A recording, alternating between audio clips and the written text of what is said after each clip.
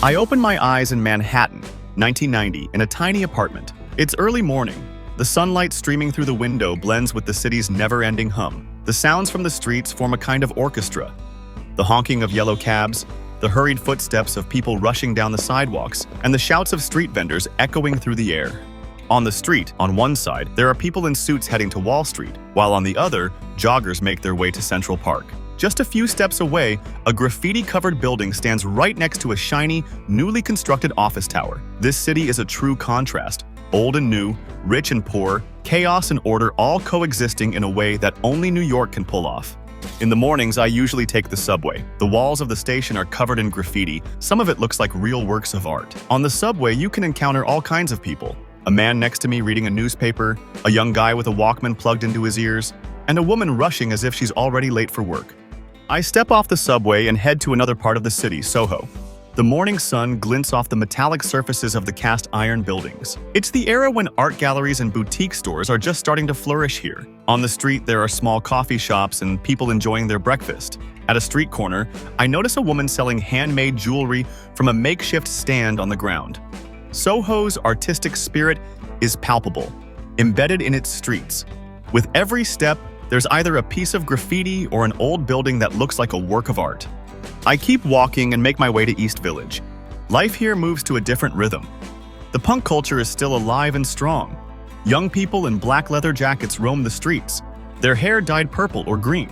From the vintage clothing stores, the sound of vinyl records spills out onto the sidewalks. On a wall, you might spot a poster of the Sex Pistols or The Clash. East Village has a bohemian soul. It feels like the epicenter of freedom and rebellion. Small, shabby cafes and bars are quietly waiting for the later hours of the day to come alive. Next, we head to Harlem.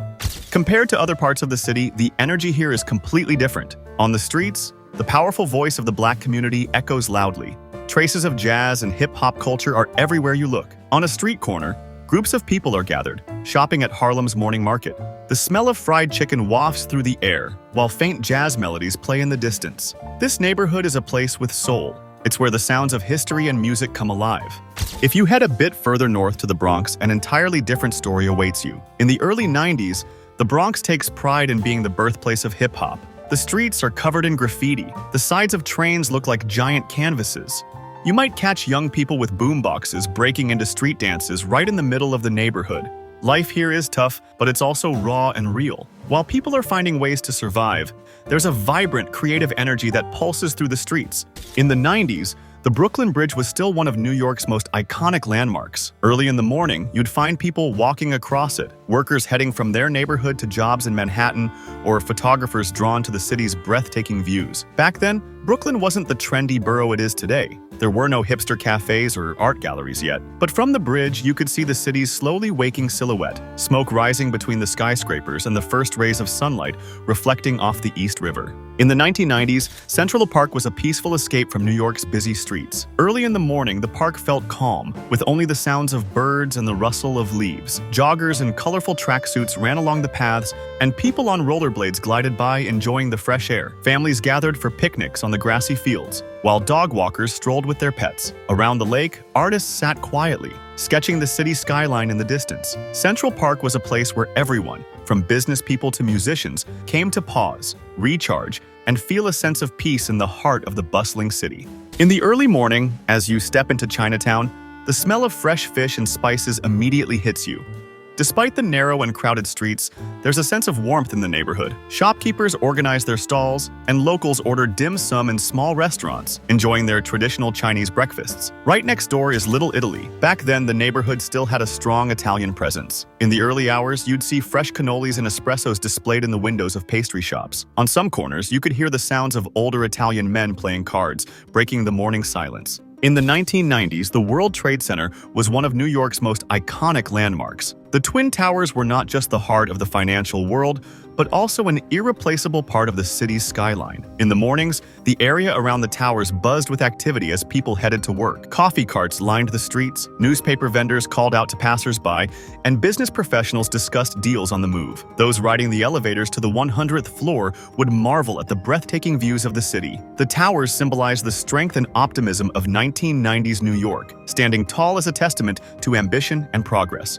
The Empire State Building was the crown jewel of New York City in the 1990s. Tourists gathered at the entrance, excited to ride the elevator to the 86th floor observation deck. As the doors opened, they were met with a view unlike any other. Manhattan's endless skyline stretching into the horizon. The building's Art Deco architecture gave it a timeless charm, standing tall as a symbol of the city's ambition and resilience. Down below, the streets buzzed with yellow taxis and crowds weaving through the chaos, a true snapshot of New York life. Even for locals, seeing the Empire State Building lit up at night was always magical. Stepping into Grand Central Terminal in the 1990s was like entering another world. The Grand Concourse, with its celestial ceiling painted with constellations, felt like a place where time stood still. Commuters rushed to catch their trains, while others paused to grab a coffee at the bustling cafes tucked into the station. Street performers played classical music near the main entrance, their melodies blending with the hum of footsteps and announcements. The iconic four-faced clock at the center was more than just a meeting point.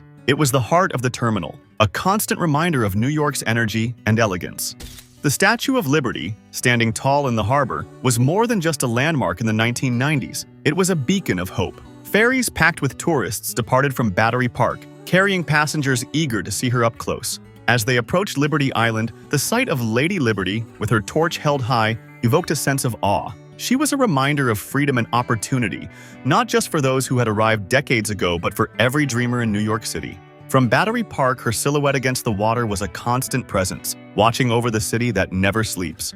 In the 1990s, Rockefeller Center was a vibrant crossroads of the city. Walking through the plaza, you'd see office workers rushing into the towering Art Deco buildings, briefcases in hand. Street vendors lined the sidewalks, selling hot pretzels and coffee to passersby. The ice rink glistened, though it was quieter in the mornings, with skaters arriving later in the day. Nearby, the Radio City Music Hall marquee displayed upcoming shows, a beacon of entertainment in the city. Rockefeller Center in the 90s was a perfect mix of history, business, and leisure, capturing the pulse of New York's everyday life. Times Square in the 90s was a far cry from its clean and tourist-friendly image today. Back then, the area had a somewhat grittier reputation. Neon signs were already lighting up the city, but the streets were lined with peep shows, adult clubs, and decaying movie theaters. While tourists still found it captivating, for locals, Times Square was mostly just a place to pass through. In the early morning, you could see the glittering Broadway theater posters while also feeling the city's raw, unpolished side. Newspaper stands selling fresh copies of the New York Post or Daily News were still one of the most popular ways to stay informed. On one corner, a man with a Walkman might be heading to work, listening to Nirvana or Pearl Jam, while on another, a taxi driver leans out of his window shouting, "Yo, keep moving!" The 1990s in New York was a time of contrasts, gritty, yet glamorous, chaotic, yet vibrant, where every corner of the city told a story of ambition, culture, and dreams being built and broken, all set against the endless rhythm of the streets.